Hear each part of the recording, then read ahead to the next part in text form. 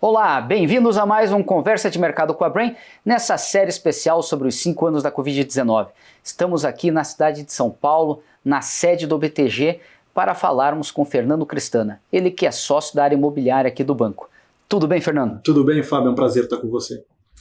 Nós vamos falar aqui, você que já está há muito tempo, né, no banco, em especial sobre 2 segmentos que o banco atua muito, no segmento corporativo e no segmento de logística, né?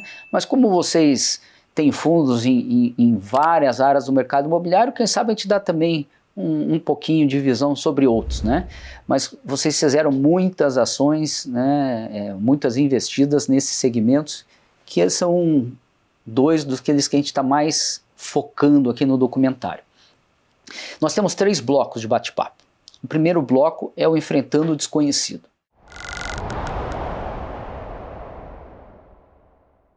São aqueles primeiros 6 meses que foram os mais conturbados e mais difíceis de tomar decisão, né? Quando que vocês aqui no banco perceberam que a Covid teria um impacto grande nos negócios do mercado imobiliário? Olha, Fábio, em primeiro lugar, a gente percebeu assim que o processo já estava começando, né? Fevereiro, março de 2020, a gente já começou a perceber que tinha uma transformação acontecendo aí globalmente, e a gente começou a ficar muito preocupado, né, que a proporção seria muito profunda e a duração era incerta. Então, assim que começou já aquele barulho vindo, né, do Oriente, vindo para a Europa, etc., a gente já começou a ficar muito atento aí que teria um impacto importante aí no setor, e a gente já começou a se organizar para proteger o investimento, enfim, estar próximo dos nossos principais stakeholders, aí, inquilinos e investidores. Naquela época, né, começo de 2020, ali março de 20, vocês tinham aproximadamente quantos fundos ou quantos cotistas, quantos bi mais ou menos aplicados?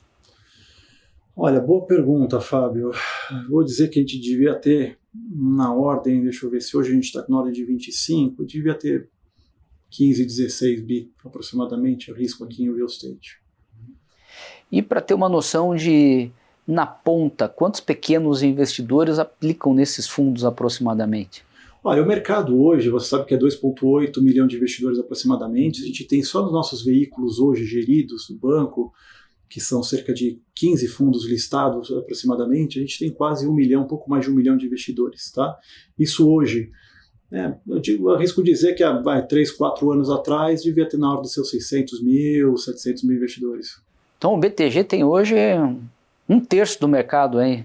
Sim, com certeza. Ou 1/3 do mercado aplica aqui no BTG. Sim. Naturalmente, pessoas que investem em várias carteiras, né? Mas a gente pode dizer seguramente que 1,2 milhão de investidores são investidores dos nossos fundos geridos. Agora, se for ver pela plataforma dos administrados, é muito mais, né? Tende a ser aí na ordem de 2 milhões e pouco. Quais foram as primeiras decisões? Porque eu imagino que tenha tido um impacto forte no preço dos ativos, né? Sim. E como é que vocês estavam vendo isso? O que estava sofrendo mais naquele período? Que tipo de ativo? Todas as classes de ativo, né, Fábio? Todas as classes. Para a gente foi, na verdade, assim, quando a pandemia apareceu, foi, na verdade, um grande choque, né, para todo mundo. Até porque a gente estava vindo de um mercado muito promissor, né? Enfim, a gente tinha acabado de sair de uma crise importante em 2015 e 2016, o PIB caiu aí na ordem de 8%, a gente tinha passado naquela década ali por 2 crises importantes, a imobiliária e a crise econômica, imobiliária das empresas que capitalizaram em 2005, 2007, e tinha aquela expectativa de entrega, né, de ativos para 2015, 2016, pandemia, com as Olimpíadas, com a Copa do Mundo, e isso não só piorou, né, porque elas aceleraram o desenvolvimento e a entrega daquilo que elas tinham se comprometido ao levantar capital, como foi muito agravado com a questão da crise econômica que a gente teve, né, da nova matriz econômica. Bom, aí a gente vinha já de um cenário de recuperação, então você tem ali 2018, 2019, né, principalmente com as reformas que Temer começa, então a lei das estatais, PEC limitação de gastos, né, TLP, né? Enfim, dentre uma série de outras reformas, veio a reforma previdenciária, a reforma trabalhista, e a gente começa a ver um horizonte promissor 2020. Né? Na prática, a gente tinha aqui na virada do ano uma taxa de juros Selic na ordem de 4,5%, historicamente baixa, com uma inflação que tinha acabado de ser dentro da teto de meta no ano anterior, e um câmbio razoavelmente estável na ordem de 4, 4,20%, então a gente falou, poxa, é um cenário promissor para a classe de ativo bem real, para a securitização, porque você tem hoje o crédito mais barato, contratações, emprego acontecendo. Então a gente começou um ano animado, falando, olha, vai ter uma captação possível para a indústria de fundos imobiliários de 30, 35 bi, que era mais ou menos o número que se falava.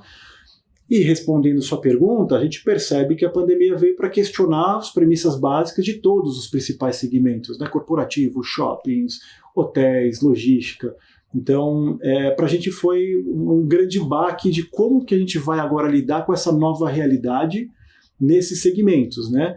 Em que o corporativo migra para o home office quase forçado, né? Praticamente forçado, e a logística, de repente, ela transforma. Você tem um boom de crescimento porque você tem uma transformação no hábito de consumo das pessoas, né?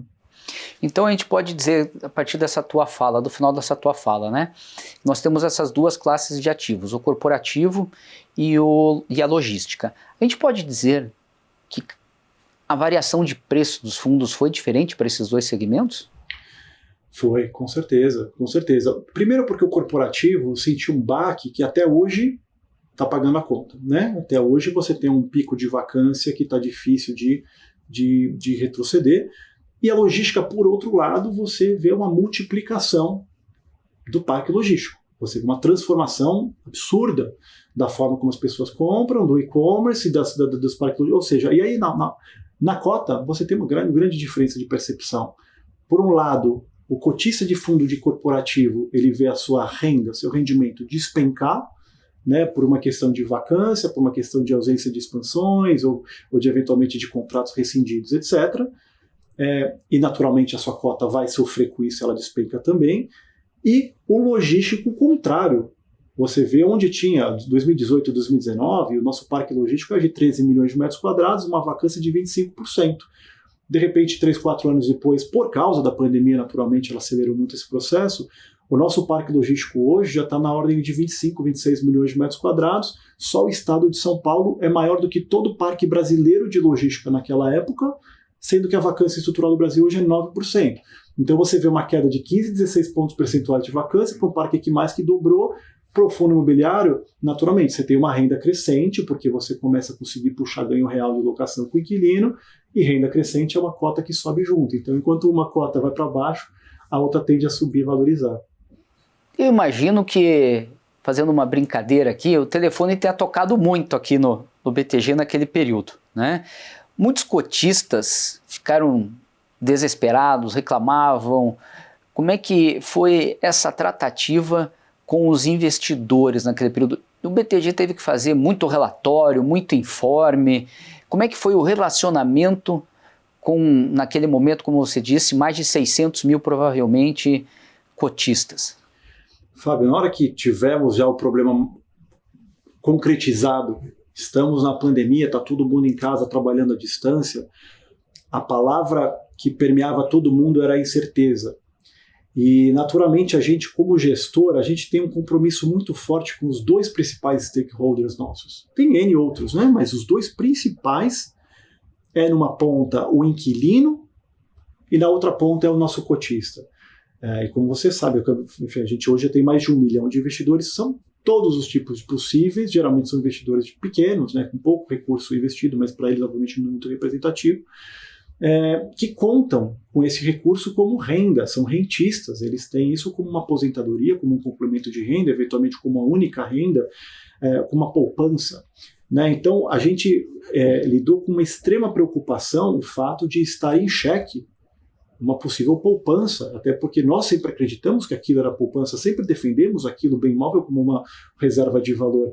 Então, a partir do momento que a gente viu que aquilo tinha uma situação delicada pela frente, a gente se viu absolutamente na responsabilidade de dar toda a transparência possível e o máximo possível, aquilo da over-communicate, né? Era em excesso. Então, sem brincadeira, era dia sim, dia não, em live, todo mundo do time, não era uma pessoa, um porta-voz, mas cada um falando um pouco de um setor, falando um pouco de um fundo, falando um pouco de perspectivas, porque como a incerteza permeava todo mundo, a gente se viu num papel quase de solidariedade com aqueles que são pessoas como a gente, que você, na física, tem a sua renda, mas você, eventualmente, é inquilino de um terceiro, você tem suas obrigações, você tem suas contas para pagar, então a gente queria dar algum tipo de previsibilidade naquele mundo de incertezas, então a gente falava muito. Um monte de relatório, escrevia um monte de coisa, não necessariamente tinha as respostas, mas a gente falava para eles até onde a gente sabia, e tentando dar muita transparência para acalmar, é o que dava para a gente fazer naquela época. Né? E você falou de um outro stakeholder de vocês, que está na outra ponta, que é o inquilino.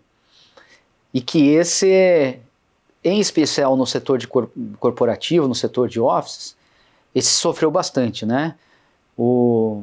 A obrigatoriedade de ir para casa, a criação do home office, a criação à distância. Em algum momento, ou alguns momentos, nós passamos a ouvir a ideia de que o escritório vai acabar, né? Tudo mudou. Tiveram concorrentes do BTG que decidiram criar cidades, né, ou grandes parques, né, para funcionários. Então, houve muita conversa de uma nova forma de trabalhar. Nem todo mundo acreditava naquilo, mas a imprensa publicava aquilo quase que dia sim, dia não. Né? Como é que foi a tratativa com os inquilinos desse segmento tão importante, em especial na cidade de São Paulo? Olha, Fábio, começando pelo final, a cidade de São Paulo é onde concentra grande parte do nosso portfólio, e não só BTG, os fundos imobiliários hoje, em essência, eles estão muito concentrados em São Paulo, o que implica já um público específico do setor corporativo, que é mais o duplo AAA, né, que são as grandes lojas corporativas. Então, eu te falo mais do trato com estes players, e obviamente o resto também vai ter as suas consequências, né, B e C, foi onde sofreu mais até hoje, teve uma transformação mais profunda. Mas a gente, da mesma forma que eu falei que a gente tem um stakeholder cotista, o stakeholder inquilino é tão relevante quanto, porque é uma relação de confiança, né? Uma relação de muito respeito e confiança e muita empatia. Então a nossa dificuldade que foi com este player, e isso foi desde D0, da mesma forma que você brincou que o telefone tocava dos cotistas, desse tocava muito mais, porque desse, sem brincadeira, vamos dizer 100%, virtualmente a vastíssima maioria ligou para a gente e falou, pelo amor de Deus, complicou, me ajuda. Né? Então o nosso grande desafio com este player foi, de longe, que não é uma história padronizável. A gente tem centenas de inquilinos por todos os nossos diversos segmentos aqui. E você não consegue padronizar uma solução, uma história para eles. Então cada um tinha uma situação, cada um tinha um setor. Então a gente tinha que entender para cada um desses participantes, que tem a sua total importância, o setor que ele atua, qual que é o impacto, quanto exposto ele está ou não está, o que isso implica na reserva de caixa, de liquidez, de saúde financeira dele de curto prazo, se este ativo específico ele é uma parte de um todo, ou ele é o todo para o cara. Então, a gente tinha que entender todas as particularidades para os nossos stakeholders, entender para quem tinha mais ou menos fôlego para a gente esticar, porque isso aqui era um grande jogo de estica e puxa. Alguém estava comprometendo para alguém segurar mais ou para alguém conceder. Então, foi muito, muito complexo lidar com essas centenas de pessoas e dificuldades, e a gente atuou, sim, muito próximo deles e fizemos o possível e impossível para atender. Tivemos praticamente nenhum impacto de vacância nos primeiros meses e o primeiro ano, porque a gente jogou muito junto, né? Com uma série de artifícios de carência, de prorrogação de contrato, eventualmente pondo dinheiro aqui e facilitando outras coisas para eles, enfim, facilitando pagamento, parcelamento, pulando eventualmente indexação de um índice de determinado ano.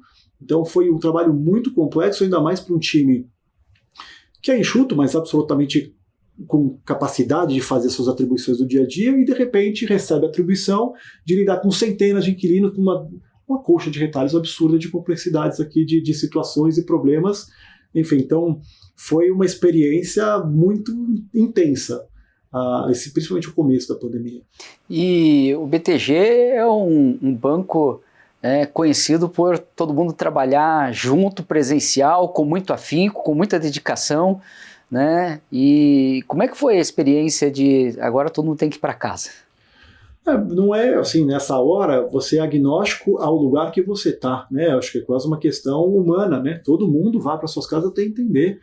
E acho que o banco foi muito rápido nessa... Bom, todo mundo para casa, assim como várias outras instituições, né? Quase todas foram. Teve o dia, inclusive, dia 22, 23 de março, que foi decretado, né? Mas se me fala a memória, já algum tempo antes a gente já estava trabalhando à distância. E acho que a parte boa aqui, já falando já sobre a instituição, é que a gente tem esse sistema de bancadas abertas, né, com muita autonomia. Então, a partir do momento que a gente trabalha disperso, a gente não perde a nossa unidade, né? Então a gente consegue trabalhar com muita autonomia mesmo à distância. Então a gente lidou muito bem. Assim, digo, a gente, pelo menos como time, o nosso time imobiliário aqui, acho que a gente lidou muito bem com essa distância, obviamente com suas dificuldades, né, de geração de valor naquela coisa do dia a dia, de trocar a ideia, de escutar uma ideia e contribuir, mas acho que as coisas funcionaram bem. Os primeiros 3, 4 meses foi só um regime de contenção né? Mas aí a partir do meio ali, já quinto, sexto mês, a gente já conseguiu criar muita coisa, a gente tinha fundo que estava crescendo, expandindo, a gente conseguiu fazer roadshow, capitão, crescemos, então foi uma experiência interessante. Aproveitar essa tua fala, aí depois do quinto, sexto mês, vocês estão percebendo oportunidades. E o nosso segundo bloco é justamente recalculando a rota.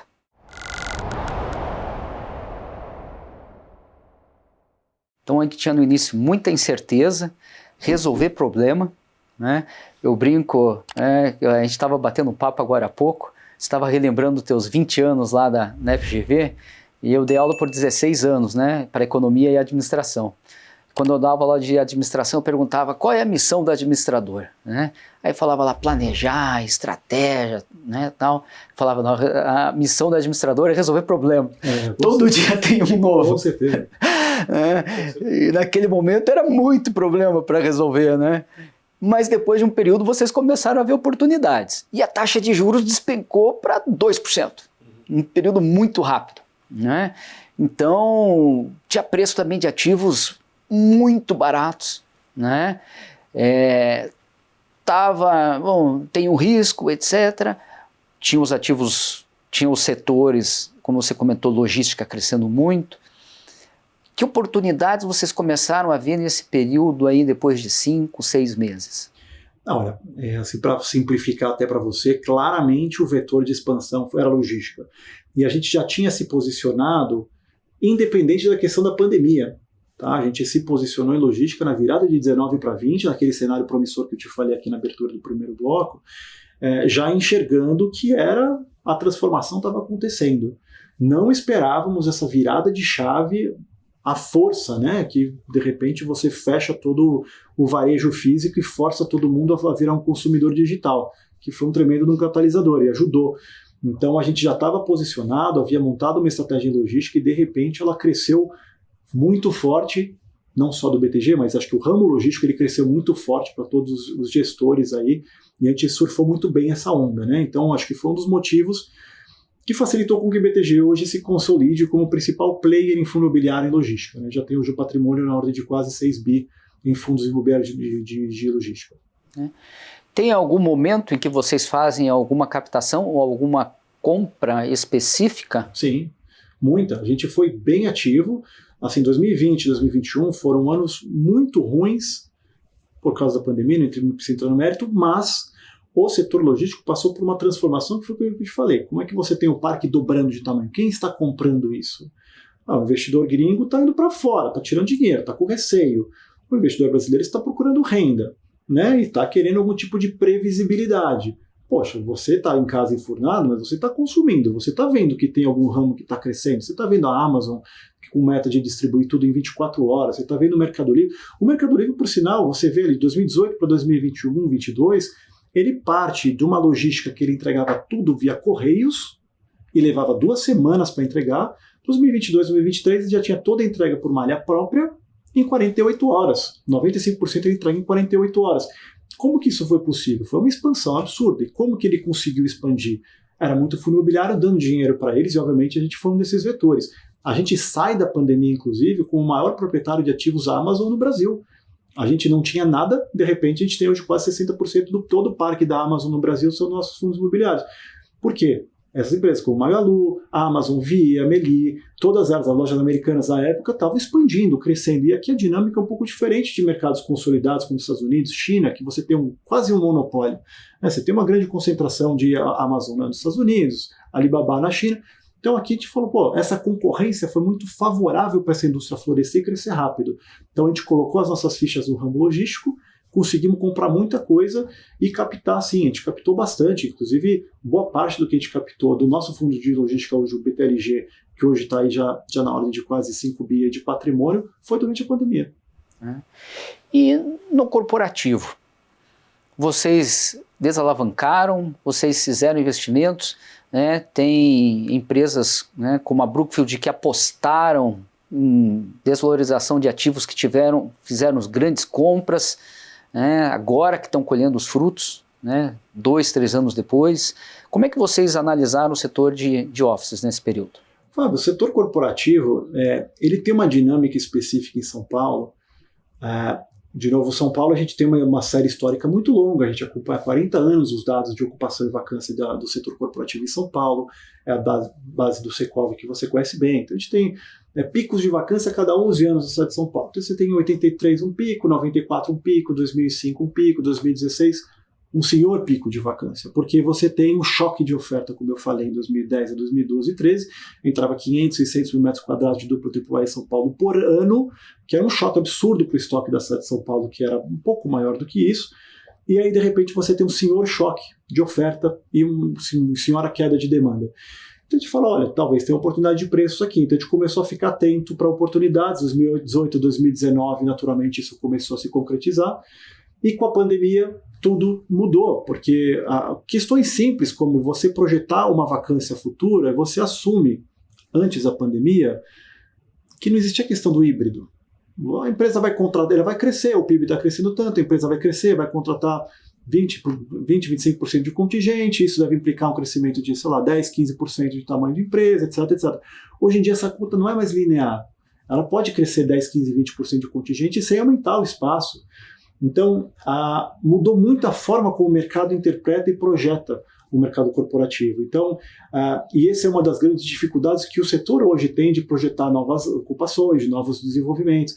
A gente conseguiu se posicionar bem com uma carteira hoje que a gente está com 9 ativos, depois de desalavancar mais recentemente, mas a gente fez uma carteira hoje que ela se consolida com, dos 9 ativos, 7 são AAA, né, e muito bem localizados, né, principalmente São Paulo, também tem um pouco de exposição no Rio de Janeiro, e a gente conseguiu olhar para longo prazo. O real estate ele tem que se olhar de longo prazo. Reserva de valor está no valor patrimonial e você olha no longo prazo. Eventualmente você tem dificuldade sim de monetizar aquilo. Mas o setor corporativo sofreu como um todo. E agora a vacância está começando a voltar. Então, olhando agora para frente, a gente está confortável que não tem um grande choque de oferta para entrar. O mercado já está um pouco mais calejado. E tem uma questão. A gente enfrentou, durante a pandemia, 2 anos de absorção líquida negativa. 2020 e 2021. O que era absolutamente incomum para o setor corporativo em São Paulo. Você tinha uma regra de ouro, vai acontecer o que acontece, vai ser sempre absorção líquida positiva, exceto em 16, que foi marginalmente negativa, obviamente pelos motivos que eu já falei, você tinha uma oportunidade de entrada. Poxa, se você tem os preços caindo, as rendas caindo, dependendo da forma que se você posiciona e onde você está, você consegue criar valor no longo prazo. Então essa foi um pouco a nossa forma de encarar o setor corporativo. E outros setores, né, como hoteleiro, shopping center, como é que vocês analisaram durante esse período? Olha, o hoteleiro hoje, a gente se consolida agora, pós-pandemia, como um maior player, né? Recentemente a gente comprou uma carteira importante da Core Invest para o Brasil, então a gente já tem aí quase 3 bi em exposição hoteleira como instituição, né? Na época a gente tinha muita exposição no Hotel Max Invest, que você conhece bem, que tivemos um problema, né, também da mesma forma, porque assim como hotel e shopping, você depende muito de fluxo de pessoas. Então, o Hotel Max Invest ele parou de distribuir dividendos, ficou por um tempo sem dividendos, mas a parte boa é que logo que ele voltou muito bem, né? Tanto é que ele, de longe, ele se destacou dentre os pares aí no mercado, ou dentre os outros fundos do mercado, com grande ágio a patrimônio. No momento que você há anos não vê a indústria negociando ágio patrimônio, mas que se investe até um pouco tempo atrás, estava com 40% de ágio patrimônio. Você tem uma questão, sim, de demanda represada, por eventos, né, por muita coisa que a cidade de repente começa a fazer. Então, ele passou um período muito difícil durante a pandemia. E uma oportunidade que a gente viu que foi pós-pandemia foi o fundo que hoje é nosso BTG Hotéis, que era um fundo que era gerido por uma outra casa. Ele tinha classes de cota e uma dessas classes de cota era uma dívida a CDI. E a pandemia tornou essa dívida impagável. E aí o CDI, né, enfim, por mais que o CDI estivesse baixo lá no começo, depois o CDI começou a subir, e o fundo, como não teve receitas provenientes das operações hoteleiras, fez com que aquilo tivesse um grande problema. A gente viu com uma ótima oportunidade de entrada, a gente colocou um capital importante nesse fundo, esse fundo veio para casa, então é a nossa segunda plataforma de hotelaria, hoje liderada aqui pelo Caio, e a gente conseguiu fazer uma boa transformação desse portfólio. E hoje ele está indo super bem, e foi uma oportunidade nossa de entrar por causa da pandemia, isso em hotéis. Shoppings a gente também teve um problema, que foi a questão do fluxo, parou de ter fluxo para shoppings. Nossa sorte para shoppings aqui no Brasil é que, diferente, por exemplo, de praças como Chile, México, Estados Unidos, lá existe uma grande dependência das department stores, né, das lojas de departamento. As satélites nesses lugares, principalmente nos Estados Unidos, elas têm uma codependência muito forte das satélites, inclusive com cláusulas onde dependência muito forte frente às âncoras. Se uma loja de departamentos ela fecha nos Estados Unidos, ela sai, ela pode eventualmente abrir uma saída sem penalidades das satélites. Então isso faz um efeito cascata fantástico. Lá mais de 50% da BL pré-pandemia eram lojas de departamento. Você tinha no Chile e no México mais de 35%. No Brasil não existia essa figura. Agora, olhando para shopping, acho que a pandemia ela trouxe para a gente encarar o shopping de outra forma. Hoje o shopping, mais de 50% do fluxo é para prestar serviço, é para usufruir de serviços. E o consumo acabou sendo um acessório paralelo muito bem arquitetado aí pelo ramo, né, de shoppings. Então essa foi um pouco a nossa visão para o setor. Vocês investiram mais também no segmento de shopping? Como é que vocês estão nessa área? A gente montou um fundo, assim, a gente estruturou um fundo aqui de 7 shoppings, também com uma oportunidade de entrada, foi durante a pandemia, e esse fundo hoje também recentemente já cresceu um pouco. Então a gente tem um fundo também hoje que explora shoppings, mas não foi por causa da pandemia, acho que isso foi por causa de uma estratégia nossa em real estate, que a gente gosta de ter verticais para cada um dos setores, né? E naturalmente os principais setores a gente tem que estar posicionado. Então isso é uma característica do BTG, né? Vocês não escolhem uma vertical, vocês gostam de estar de maneira ativa e forte nas várias verticais. Sim.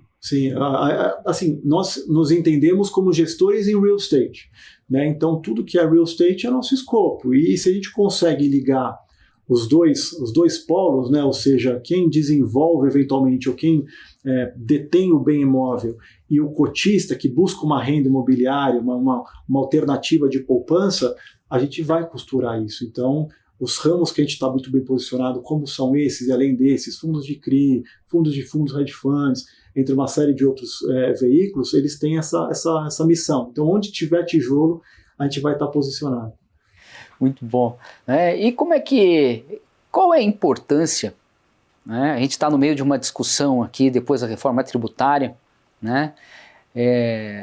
Da questão da isenção dos fundos. Não é a primeira vez que essa discussão surge, ela já tinha surgido há um tempo atrás. Qual que é a importância dos fundos para o real estate? Absoluta.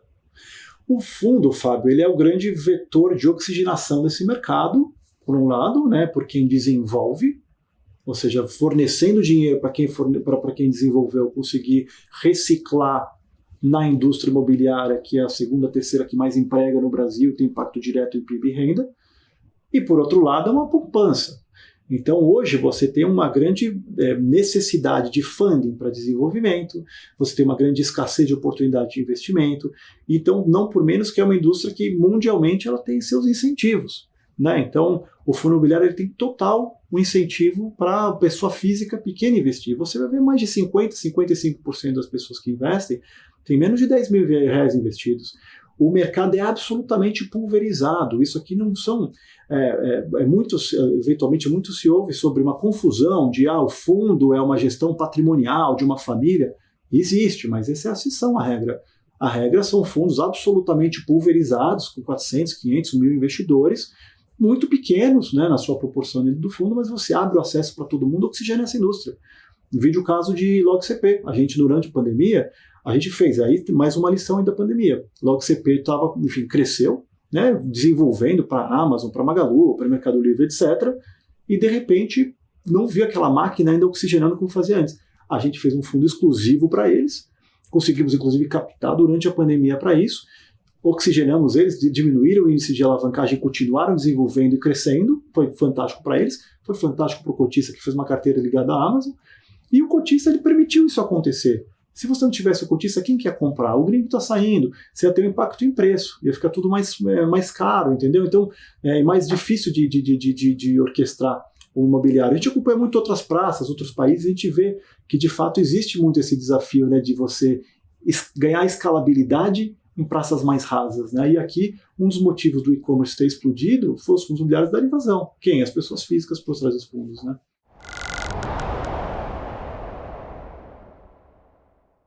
E entrando no nosso último bloco, que é o Arquitetando o Futuro, queria começar, a gente começa sempre esse bloco com uma pergunta de cunho pessoal, né? Vou imaginar que daqui a um tempo você tem um netinho, uma netinha, né? Você ainda é jovem, vai demorar um tempo, né? Mas aí tem lá um netinho, uma netinha, para dizer que passou bastante tempo da pandemia. Não são os 5 anos, são os 20 anos, 25 anos da pandemia. E aí tem aqueles marcos da aula de história, né? Então já está no livro. E aí está lá no primeiro, segundo ano do ensino fundamental, e o professor de história diz, eu quero um trabalho que você vai perguntar para o teu avô qual foi a maior lição de vida que ele teve na pandemia.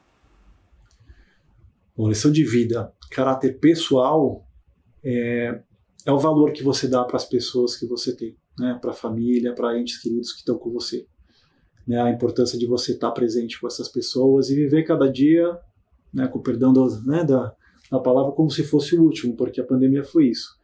Foi uma lição de vida, onde cada um fez os seus sacrifícios. Né? No caso da minha família, eu ia para o mercado comprar as coisas, naquela situação que você não sabia a que eu estava me sujeitando. Né? Tinha criança que tinha acabado de nascer em casa, né, recém-nascido. Né? Então, foi uma lição de vida de solidariedade, né, e acho que de solidariedade, de hombridade, né, de você dar muito valor para as pessoas que estão com você. E falando do futuro do setor, quanto que o mercado de fundos representa hoje, o mercado de fundos imobiliários representa hoje no Brasil?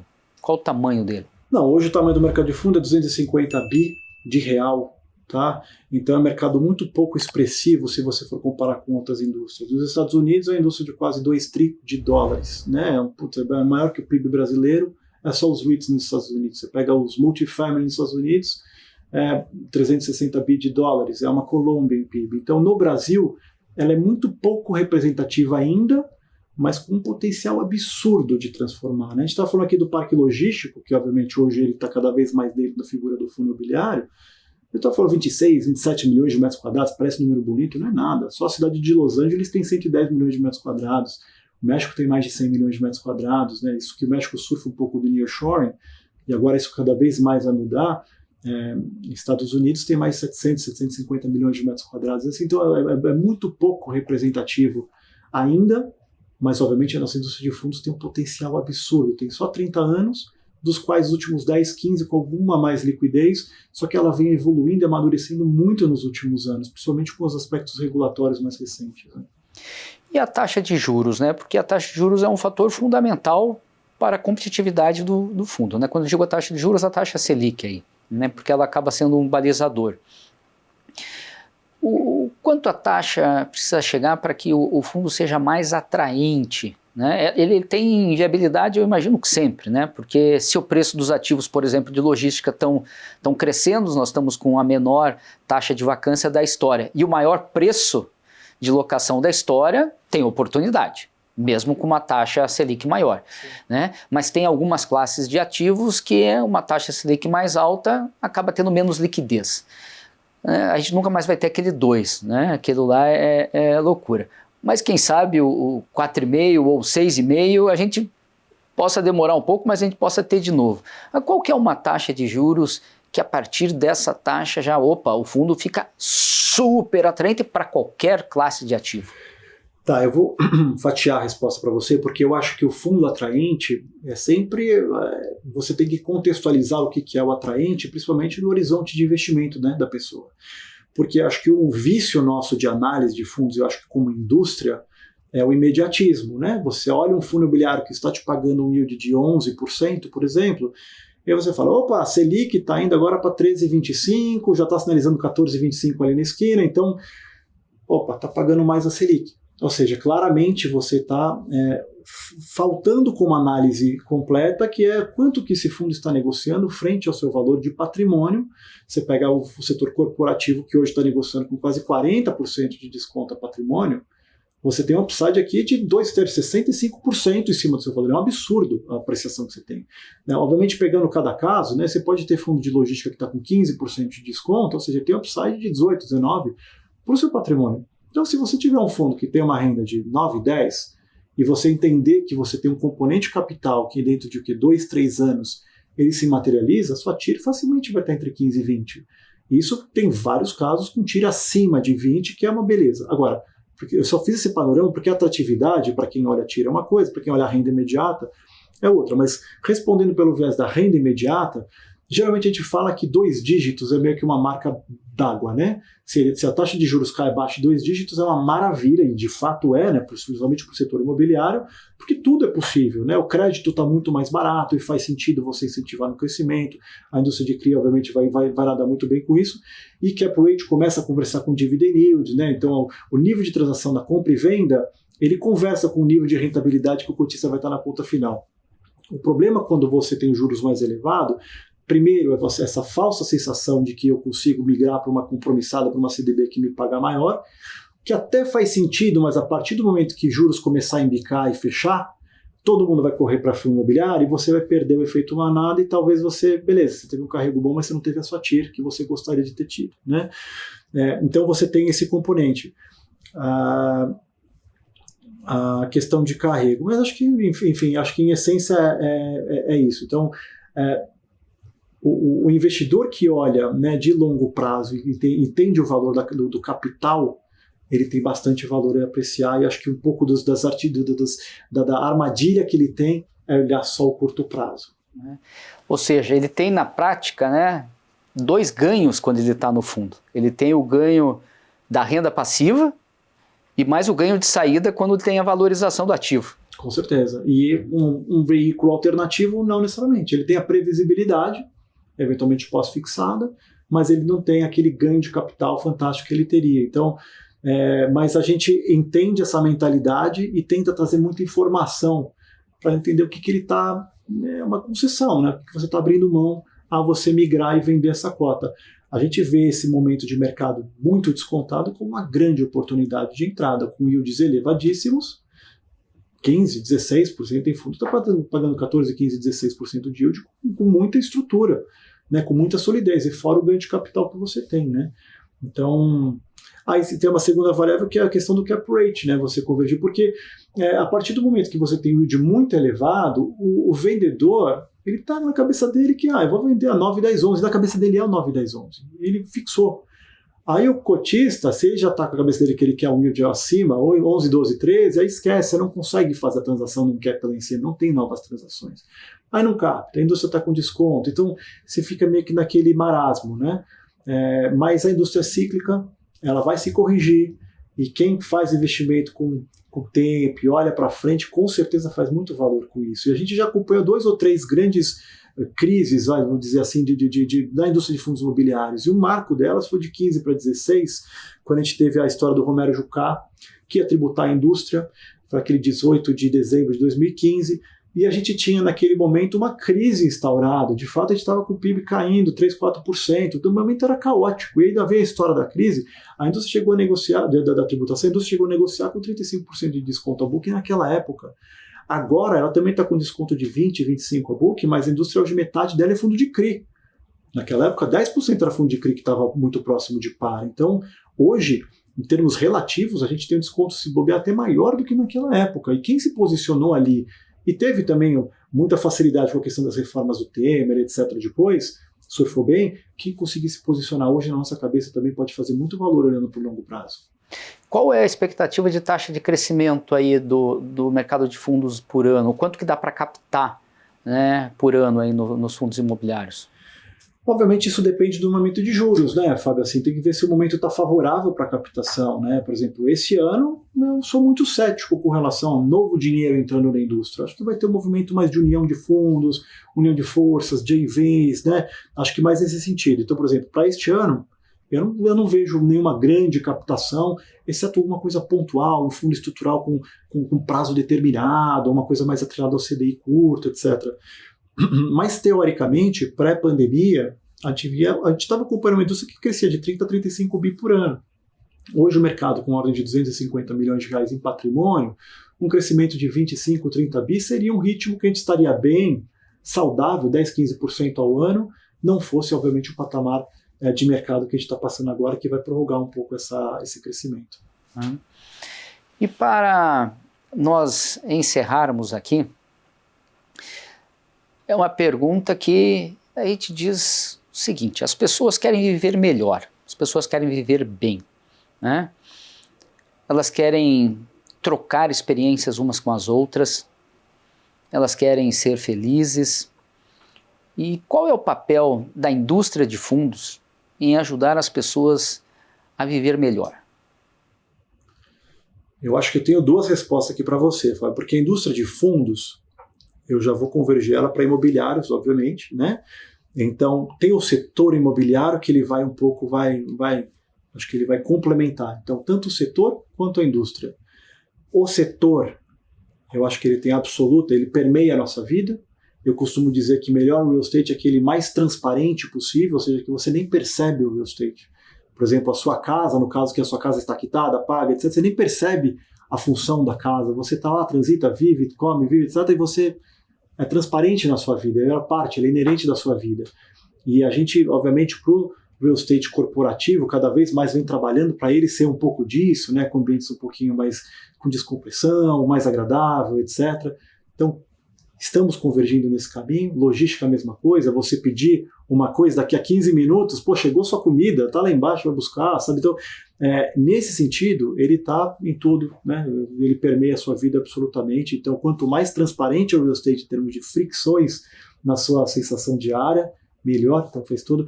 Agora, a indústria dos fundos imobiliários, assim, eu sou suspeito, porque assim, eu sou um grande fã dessa indústria, a gente estuda esse mercado há muitos anos, desde que os Estados Unidos fez em 1960, lá com Roosevelt, os primeiros REITs, lá atrás, a função que isso tem de democratizar. O fundo imobiliário ele é maravilhoso, porque você democratiza o investimento. Hoje qualquer pessoa com 5, 6 reais consegue comprar um prédio AAA, alocado por uma empresa AAA, numa localização AAA, e é uma maravilha, com renda, com previsibilidade, com diversificação. Esperamos, né, com a manutenção do benefício, né, que você tem para o incentivo dessa indústria fiscal. Então ele tem absoluta papel dentro da composição de um portfólio da pessoa física, e lembrando que o brasileiro é de essência patrimonialista, então você tem 5, 10, 15% do seu patrimônio de alguma forma no real estate, que seja por meio de um fundo que tem cotização, liquidez, um gestor, diversificação, etc.